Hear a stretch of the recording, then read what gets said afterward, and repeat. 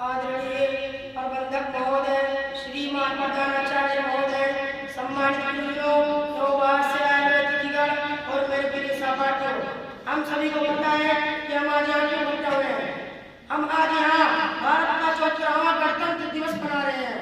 इस खुशी के मौके पर मैं आप लोगों को बता देना चाहता हूँ कि 15 अगस्त 1947 को हमें अंग्रेजों की गुलामी से आजादी मिली थी और इसके लगभग 2 साल 11 महीने 18 दिन के बाद 26 जनवरी 1950 को भारत का संविधान लागू किया गया था।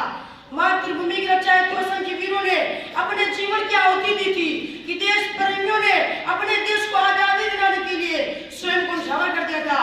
इन्हीं देश प्रेमियों के त्याग और बलिदान के कारण ही आज हमारा देश स्वतंत्र और गणतांत्रिक देश बना है।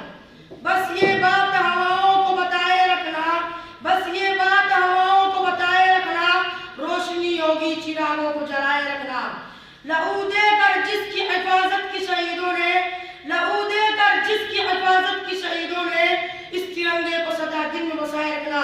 13 अप्रैल 1919 को जलियांवाला बाग की घटना ने खान अब्दुल गफ्फार का, भगत सिंह और उधम सिंह जैसे क्रांतिकारियों को जन्म दिया था। क्योंकि अंग्रेजों का अफसर जनरल डायर ने उस बाग में मौजूद नियंत्रित भीड़ पर बिना किसी सूचना के अंधाधुंध गोलियां चलवा दी और उस बाग से भाग निकलने का केवल एक ही रास्ता था, जिस रास्ते को अंग्रेजों ने घेर रखा था। इस घटना में हमारे देश के लगभग 1000 से भी अधिक लोग शहीद हुए और 1500 से भी ज्यादा लोग घायल हो गए। कुछ ने तो अपनी जान बचाने के लिए बाग में स्थित कुएं में छलांग लगा दी। इस घटना के बाद सभी भारतीयों का हृदय आजादी पाने की आग में जलने लगा और 26 जनवरी 1930 को स्वतंत्रता सेनानियों और क्रांतिकारियों ने शपथ ली थी कि जब तक भारत स्वतंत्र नहीं हो जाता तब तक हम चैन से नहीं बैठेंगे। असंख्य बलिदान के बाद हमारे देश को आजादी मिली और 26 जनवरी 1950 में भारत देश में लोकतांत्रिक गणराज्य के रूप में घोषित कर दिया गया। लोकतांत्रिक देश इसलिए कहा गया क्योंकि देश में सर्वोच्च शक्ति को चुनने का अधिकार केवल देश की जनता को है। अपना नेता अपने आप चुनने का पूरा हक है। फिर भी कुछ मुट्ठीभर लोग इसके मालिक क्यों बन बैठे हैं, जबकि देश के करोड़ों लोग गरीबी में अपना जीवन व्यतीत कर रहे हैं। कई भ्रष्टाचार तो कई घुसखोरी तो कई महिलाओं के साथ दुर्व्यवहार तथा ईमानदारी से जीने वाला व्यक्ति भयभीत है। इत्यादि आखिर इसके आदेश का क्या मतलब है? क्या हमारे देश के स्वतंत्रता सेनानियों ने ऐसे ही देश का सपना देखा था? क्या उनकी ये जिज्ञासा थी? नहीं मेरे दोस्तों, हरगिज़ नहीं।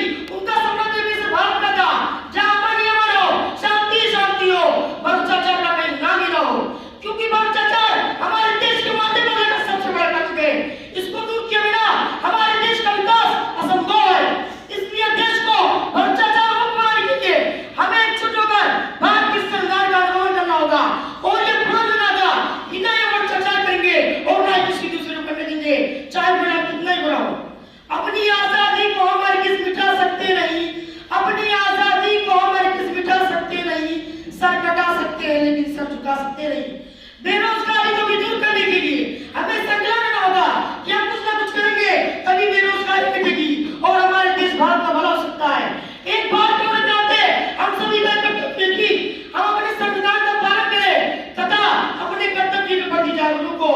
देश में दंगा भुगतान करना तथा संविधान के विरुद्ध काम करना देशद्रोह है। इससे हम सबको बोलना चाहिए। हमें समाज से छूत और भेदभाव जैसी गंदी चीज को बाहर निकालकर भारत को एक स्वच्छ राष्ट्र बनाना होगा।